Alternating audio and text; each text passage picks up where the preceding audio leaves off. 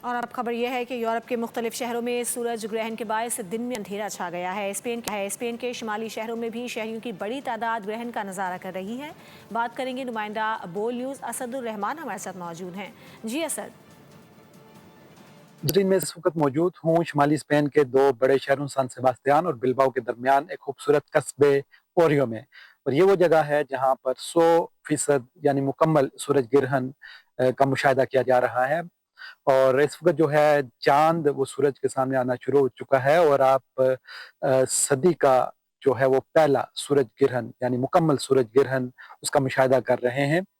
جو ہدایات جاری کی گئی تھی اور اس کے ساتھ ساتھ جو موبائل فونز ہیں ان کا جو بیک کیمرہ ہے اس کو بھی سورج کی جو ڈائریکٹ روشنی ہے اس سے بچانے کی جو ہدایت کی گئی تھی۔ اور اس کے علاوہ ابھی آپ دیکھ سکتے ہیں کہ بے شک ابھی طلوع آفتاب غروب آفتاب جو ہے وہ ابھی اس کا وقت نہیں ہوا، لیکن پھر بھی جو چاند ہے وہ سورج کے سامنے آنے سے روشنی بھی کم ہو گئی ہے، اور جو درجہ حرارت ہے اس میں بھی کمی واقع ہو گئی ہے۔